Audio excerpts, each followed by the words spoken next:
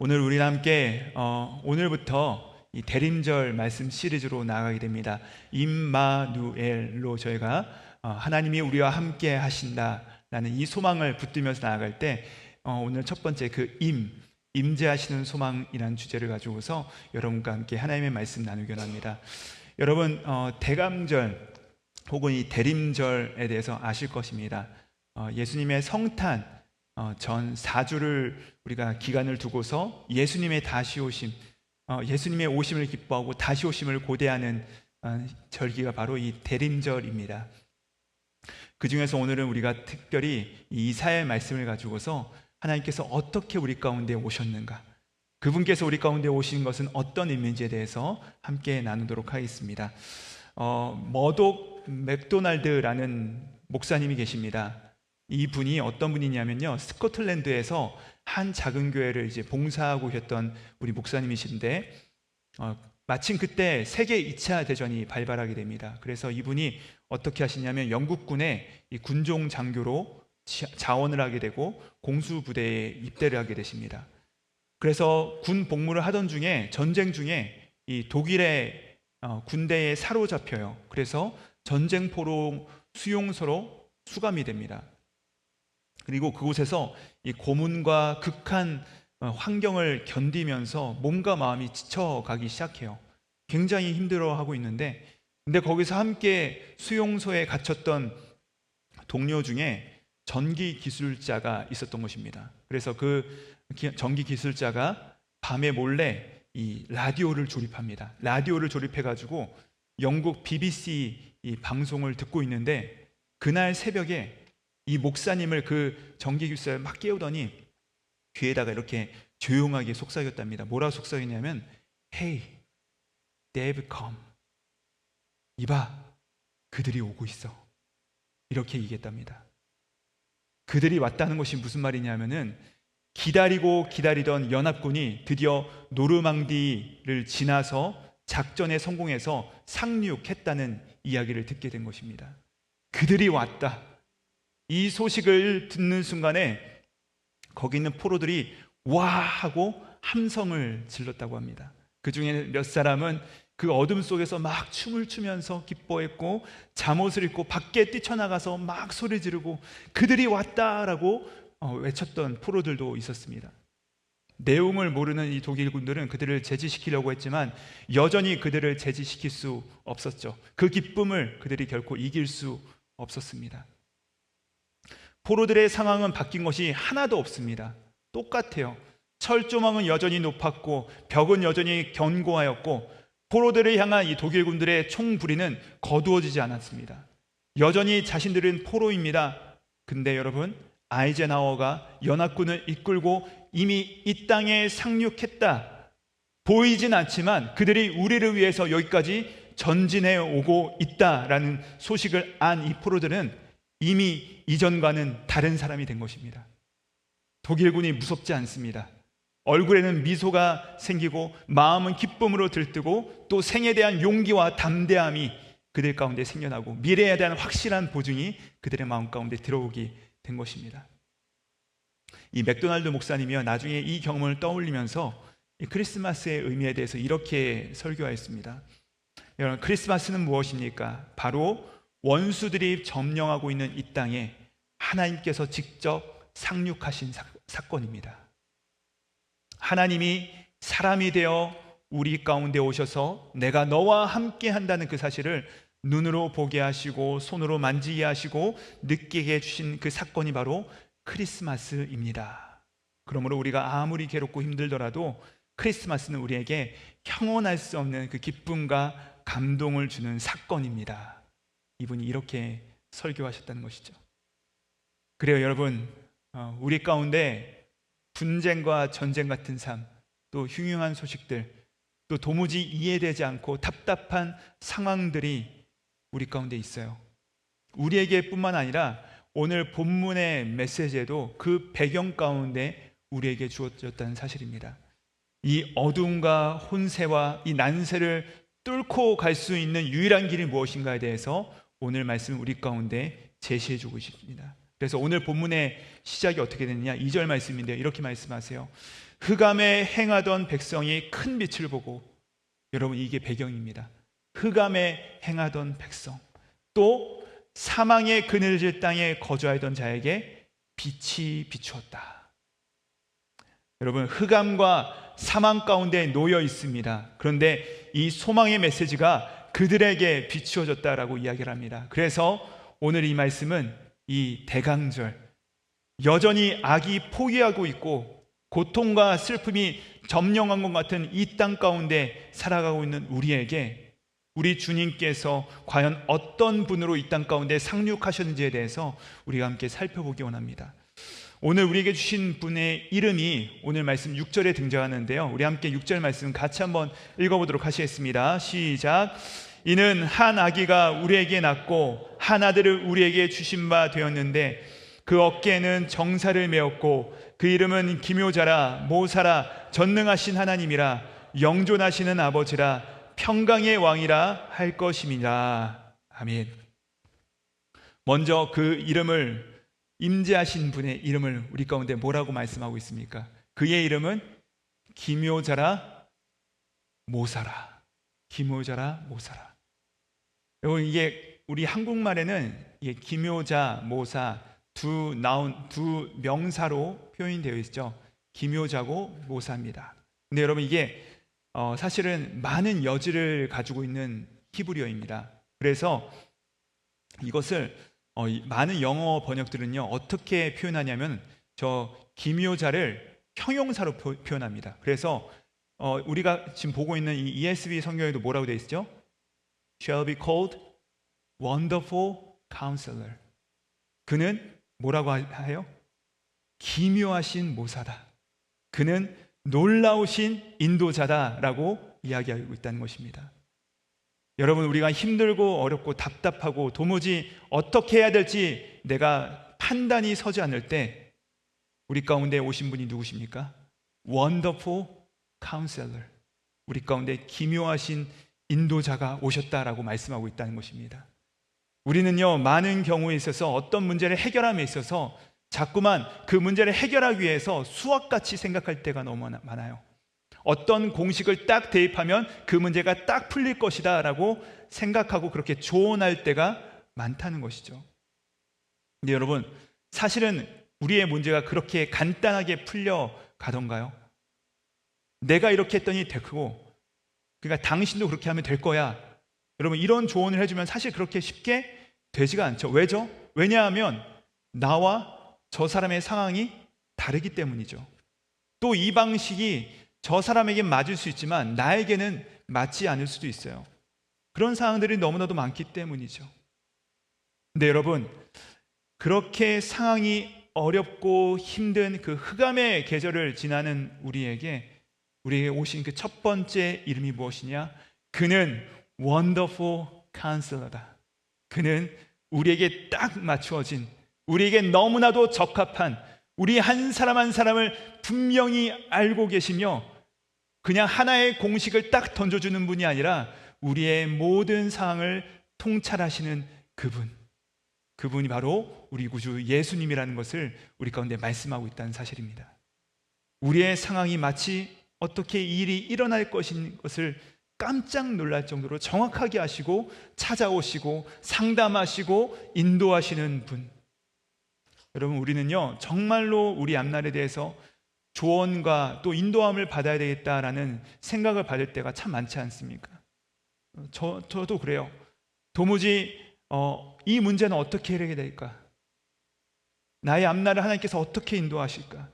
우리는 무엇을 해야 될지, 어떻게 준비해야 될지 답답할 때가 많습니다. 추수감사절이라고 가족들이 다 둘러앉았지만 서로 이야기할 때 말이 통하지 않아요.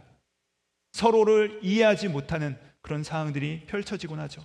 부부 사이도 마찬가지죠. 우리가 평생 살았지만 서로를 아끼고 이해하고 싶지만 여전히 서로 외국어로 소통하는 것처럼 말이 통하지 않고 큰 소리가 오갈 때가 참 많습니다. 어떻게 우리의 소원한 관계를 회복할 수 있을까?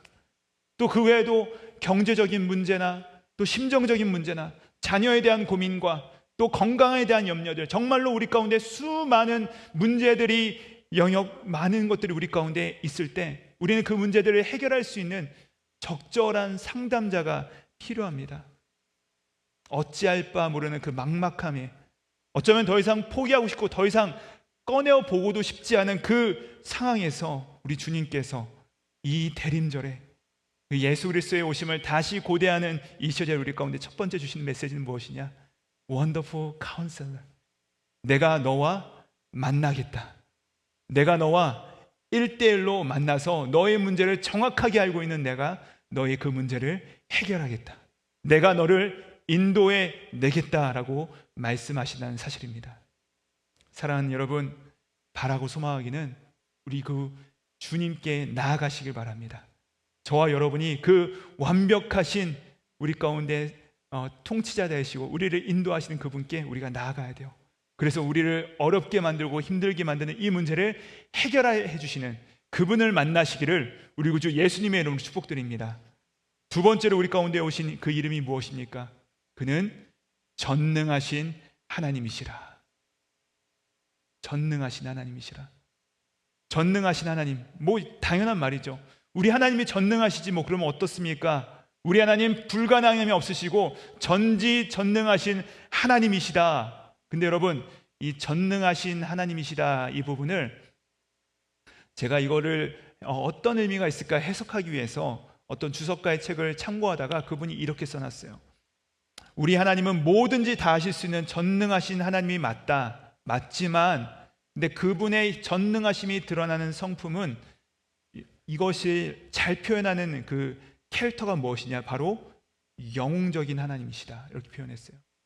그러니까 전능하신 하나님은 Heroic God이라고 표현하고 있습니다. 영웅적인 하나님이 바로 전능하신 하나님이다. 여러분, 이 영웅적인 하나님이라는 것이 과연 무슨 말이냐? 그냥 힘이 세고 그냥 모든 것을 다 쉽게 할 수 있는 그런 하나님이 아니라는 것입니다. 모든 것을 척척 감당하고 아무 문제 없이 해결해 나가는 그런 사람이 영웅이 아니죠. 그런 사람은요, 영웅이 아니에요. 영웅은 어떤 사람이? 우리가 영웅을 누가 영웅이라고 얘기를 하죠? 우리가 이순신 장군을 영웅이라고 얘기해요. 왜 그렇죠? 그는 희생을 했기 때문에 영웅이라고 합니다.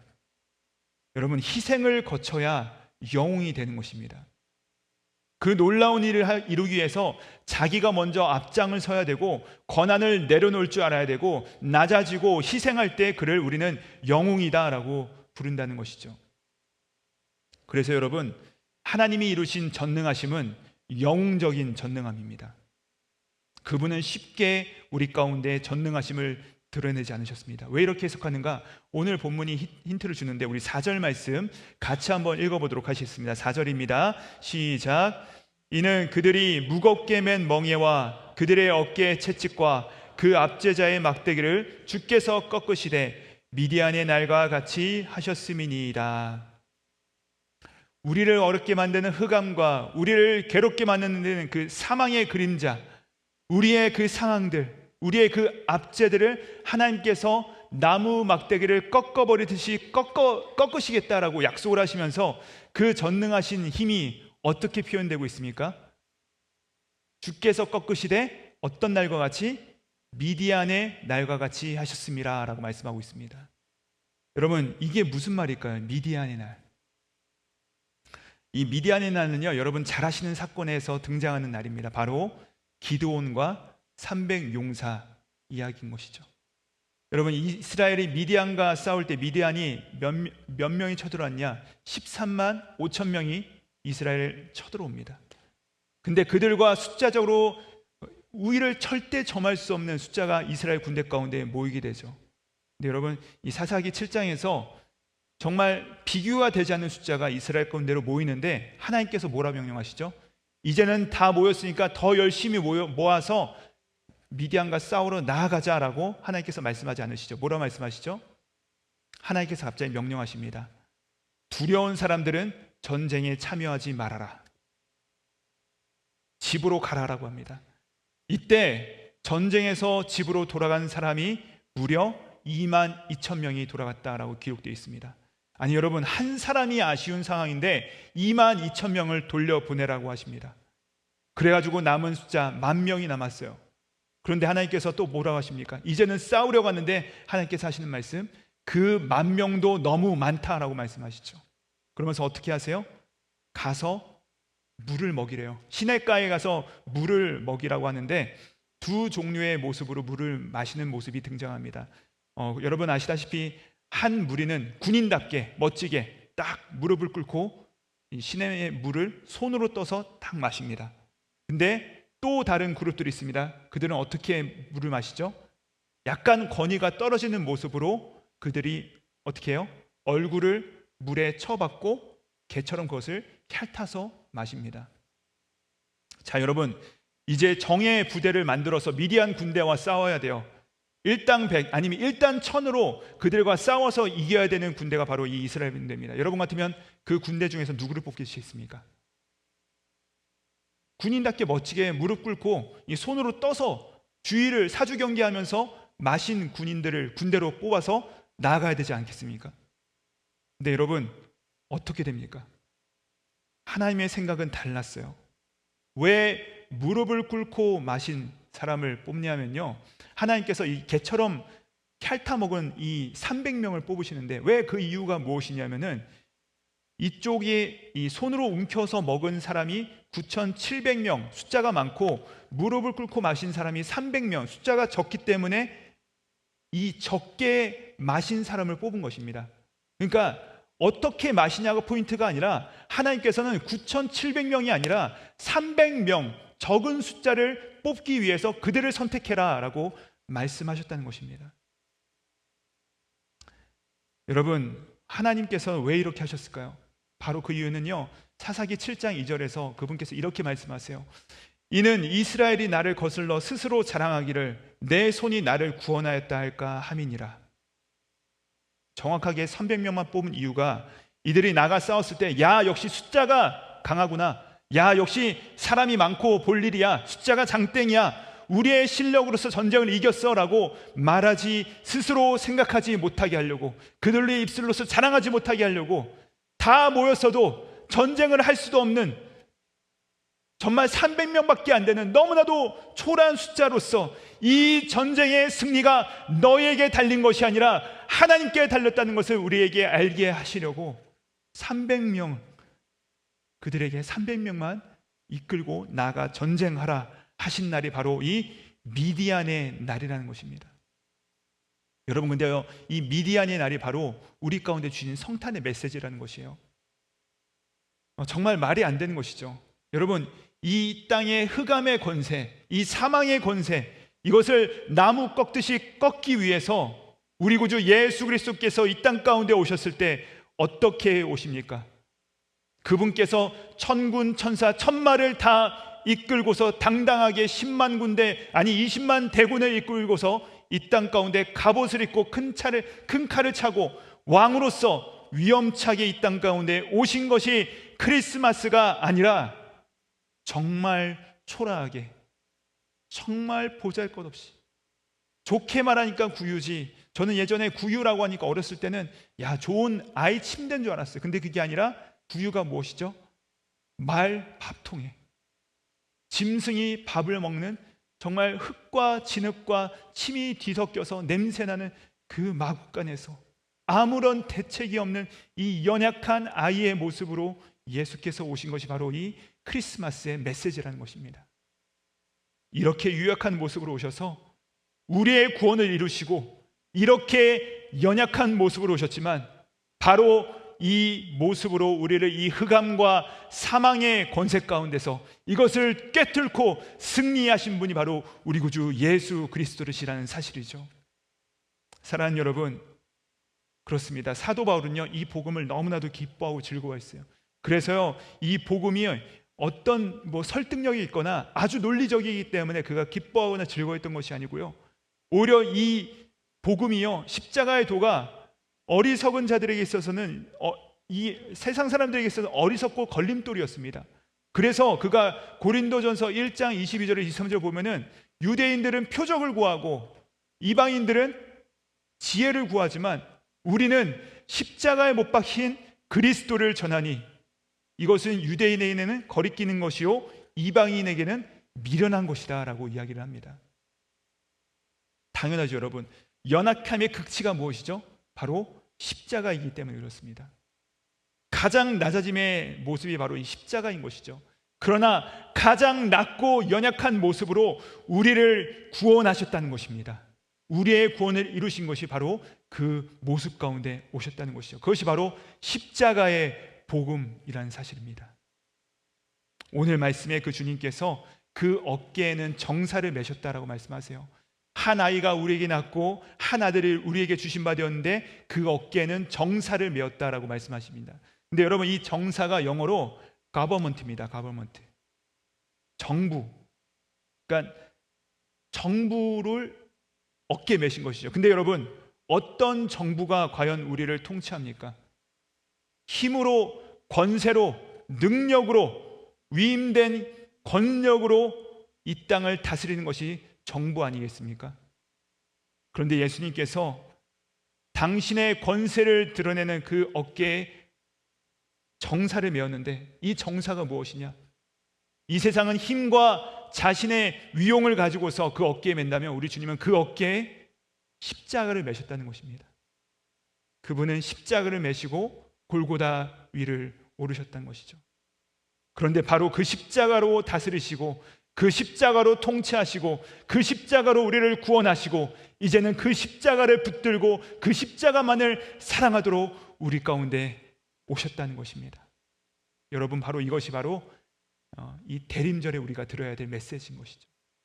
힘을 키워서 이겨라가 아니라 낮아져서 희생해서 배려해서 섬김으로 이 어둠을 뚫고 나가는 힘의 원리가 바로 여기 있다는 이 복음의 원리를 가르쳐 주신 것이 바로 우리 가운데 임재하신, 이 크리스마스에 임재하신 두 번째 이름의 의미라는 것이죠.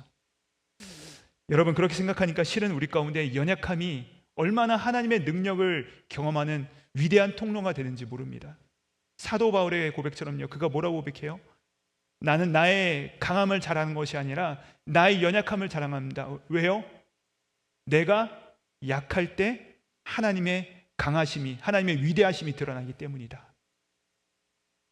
전능하신 하나님, 그 하나님께서 우리 가운데 두 번째로 찾아오신 이 이름, 그 연약함 가운데 십자가를 어깨에 메고 결국 우리를 다스리시고 우리를 흑암에서 건져내시는 것이 바로 이 복음의 메시지라는 것입니다. 그러므로 사랑하는 여러분, 우리의 연약할 때 좌절하지 마시 바랍니다. 우리의 연약할 때 여러분 힘들어하지 마시 바랍니다. 그때가 바로 은혜의 때요, 하나님께서 놀라운 축복으로 우리 가운데 임재하시는 때임을 기억하시며 그 하나님을 더욱더 붙드시는 저와 여러분 되기를 우리 구주 예수님의 이름으로 축복드립니다. 연약할 때 하나님의 은혜가 임한다. 그것이 바로 영웅적인 전능하신 하나님, 우리를 다스리시고 구원하시는 하나님이라는 사실이죠. 자, 이제 세 번째 이름이 하늘로부터 상륙합니다. 이분은 바로 영존하시는 아버지라라고 말씀하십니다. 영존하시는 아버지라. 여러분, 우리는 이 땅 가운데 있는 많은 종교들은요, 그 순종을 무엇으로 요청하느냐 하면 바로 공포와 두려움을 가지고서 순종을 하도록 요청을 합니다. 우리가 열심히 살고 내가 최선을 다해 살아야지라고 할 때 우리 그 다른 종교 가운데 있는 분들은 어떤 마음을 가지고 있냐면, 내가 이것을 열심히 안 하고 내가 그 신을 열심히 섬기지 않으면 나에게 합당한 응징이 올 것이고 나의 삶이 어려워질 것이기 때문에 내가 그 신을 더욱더 열심히 섬겨야지 라고 하는 것이 바로 그들의 종교가 작동하는 방식이라는 것이죠. 근데 여러분, 안타까운 것은 무엇이에요?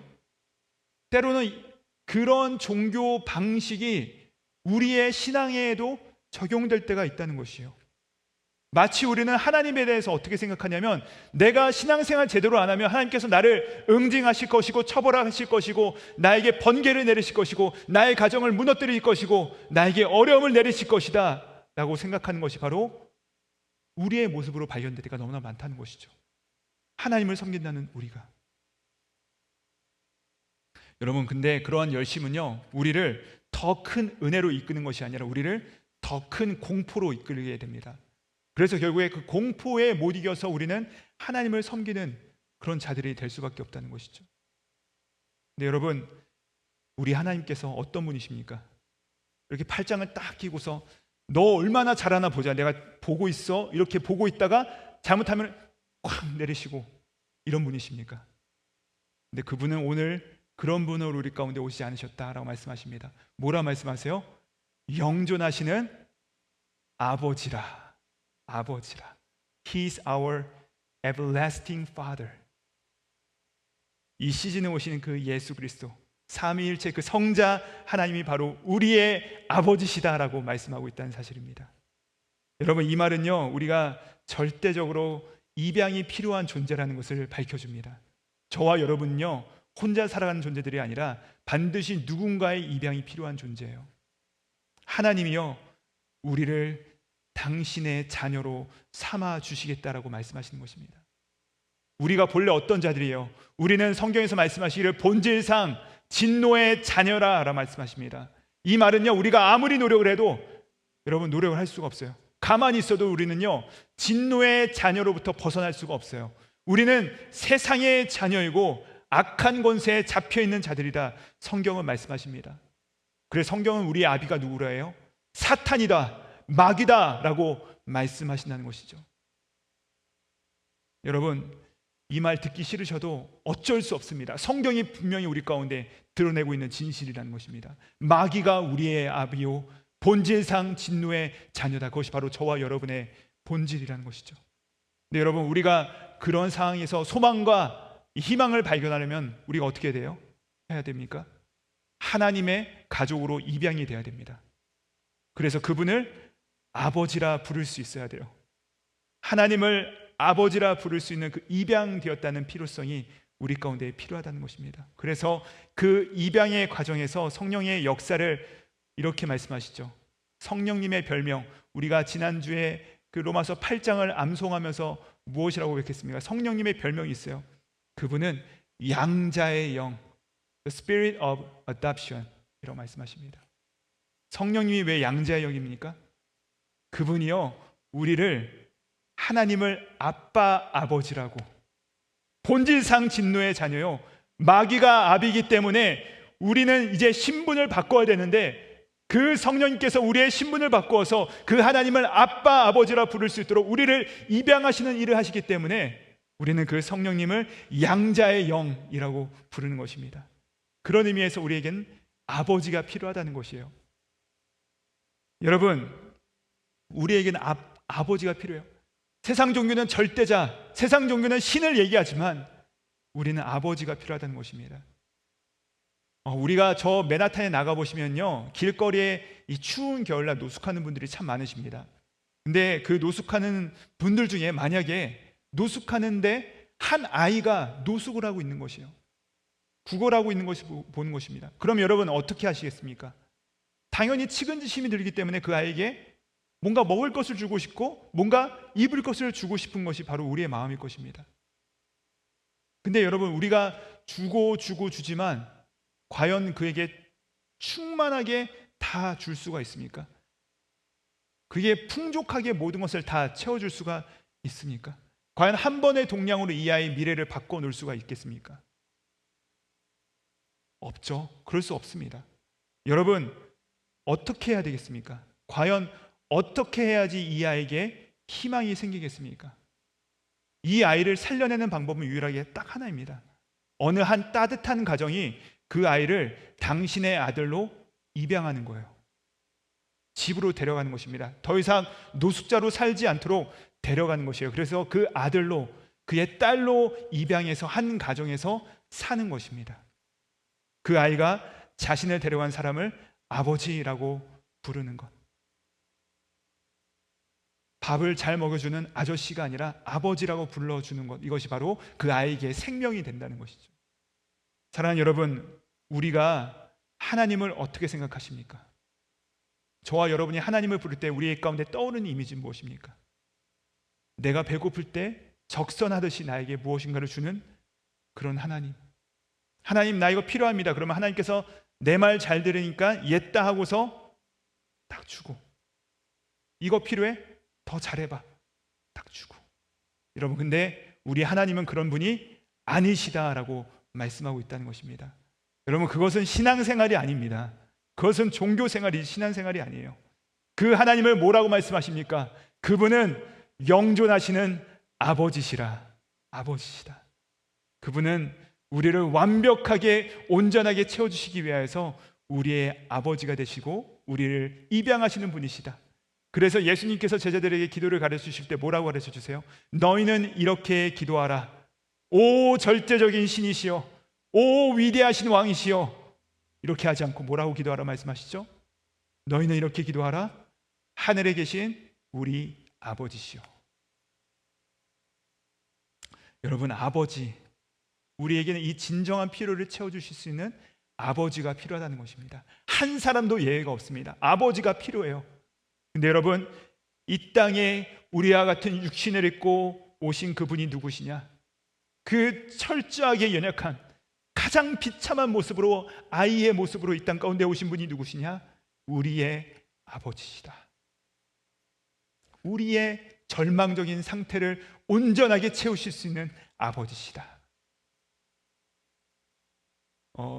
미국 웨스트민스터 신학교에, 여기 필라델피아에 있는 그 신학교에 선교학을 가르쳐줬던 어떤 교수님의 이야기입니다. 이분이요, 멕시코 선교사로 나가셨다가 어느 날 그 장대비와 같은 비가 내리는데 자기 집 문을 툭툭 두들기는 그 소리를 들은 것이에요. 그래서 딱 문을 열어줬더니 어떤 여자아이가 생쥐처럼 비에 쫄딱 젖어가지고 떨고 있는 것을 본 것이에요. 그래서 그 아이를 집으로 맞아들이고 따뜻한 코코아를 타주고 그 아이를 담요로 덮어줍니다. 그리고 이야기를 들어보니까 이 아이의 아버지가 이 알코올 중독자예요. 그래서 정신이 없어서 막 총을 들고 막 너를 죽이겠다라고 하고 막 아내를 위협하고, 그래서 아내는 도망가고, 그래서 너무 겁이 나가지고 이 아이가 바로 그 옆에 있는 옆집을 문을 두드리고 그 안에 들어왔다고 하는 것입니다. 도움을 요청한 것이죠. 더 이상 그 아이를 돌봐줄 합당한 부모는, 합당한 그 입양자가 없기 때문에, 친척도 없기 때문에 이 교수님이 이렇게 결심합니다. 내가 이 아이를 입양하겠다. 그래서 양녀로 입양을 합니다. 그런데 문제는요, 이 아이가 너무나도 놀랐던 그 트라우마가 있었는지 자기를 딸로 삼은 이 선교사님한테 아버지라는 말을 못하는 거예요. 아빠라고 얘기를 못해요. 아무 말도 하지 않고 심지어 접근도 잘 하지 않는다는 것입니다. 무슨 말을 할 게 있으면 아빠, 선교사님한테 하는 게 아니라 그 선교사님의 자녀를 통해서 말을 했다고 합니다. 그러던 와중에 한 2년 정도 시간이 지났는데 어느 날 자기 서재에 노크 소리가 들린 것이요. Come in 했더니 바로 거기에 자기가 양녀로 삼았던 그 아이가 서 있었던 것이죠. 그리고 놀랐어요. 의아했어요. 한 번도 그런 적이 없는데. 왜 그래? 왜 왔어? 라고 얘기하니까 이 아이가 이렇게 얘기했다는 것입니다. Daddy, I need shoelace. 아빠, 나 신발끈이 필요해요. 근데 이분이 자기를 드디어 2년 만에 아빠, 데리라고 불러준 그 딸, 그 아빠라는 말 때문에 뒤로 돌아서 울었답니다. 너무 감동돼서 아빠, 아빠.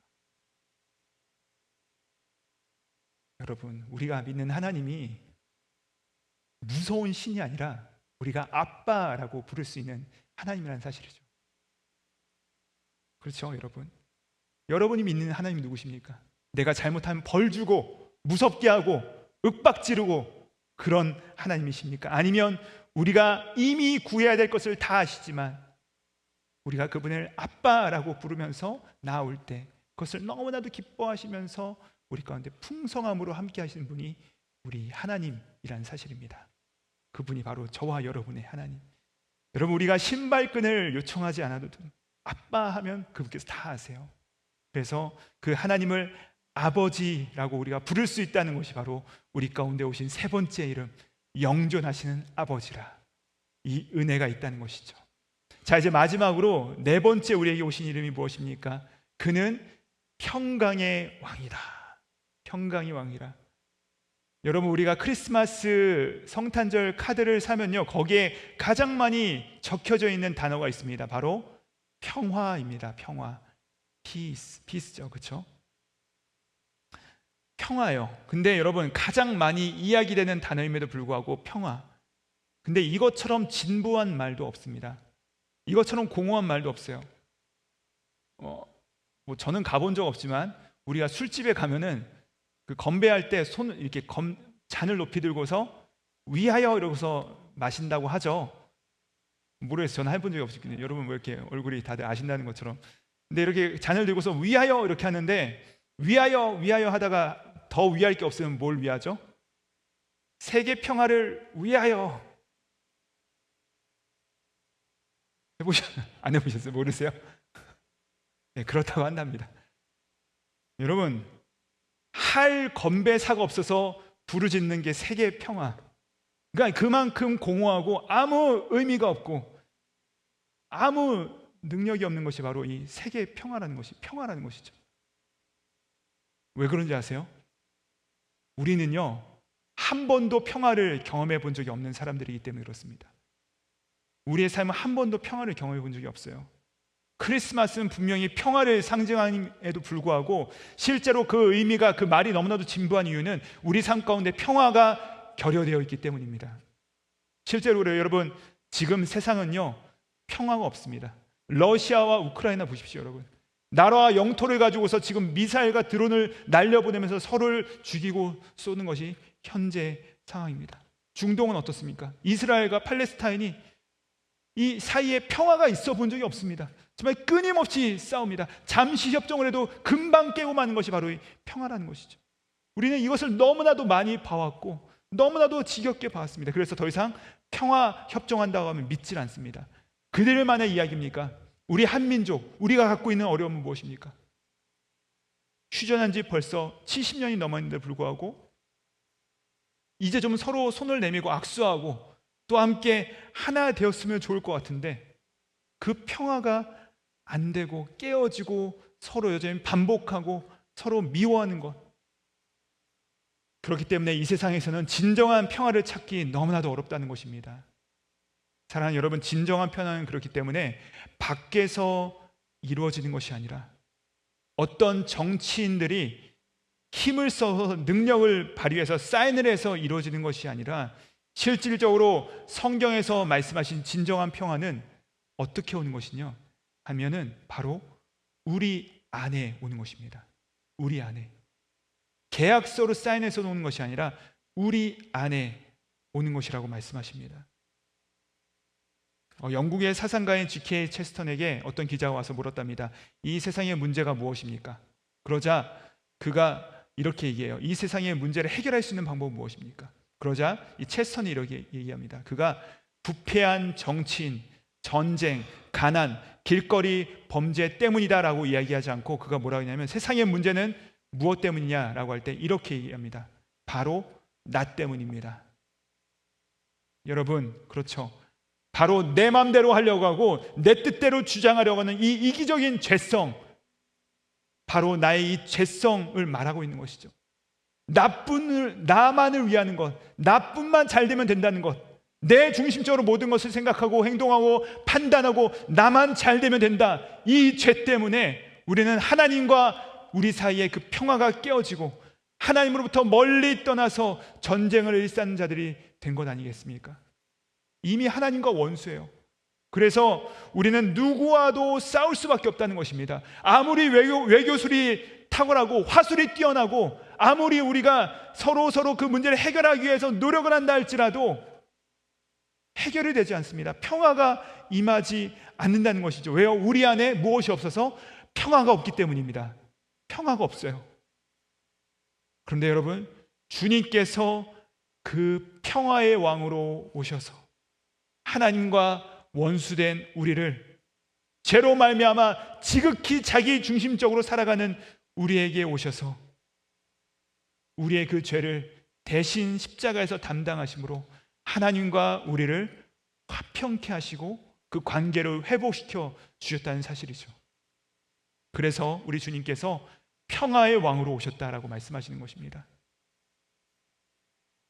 사랑하는 여러분, 우리는 평화를 누리기 쉽지 않습니다. 그러나 우리 주님께서 이 땅 가운데 오신 이유는, 이 계절 가운데 오신 이유는 이 사망의 음침한 골짜기를 지나는 것 같은 우리 인생 가운데 우리의 죄를 보게 하시고 또 그 문제를 해결하시고 우리로 하여금 이제는 진정한 평화를 누릴 수 있도록 우리 가운데 회복하신 그 계절이 바로 이 크리스마스의 은혜라는 것이죠.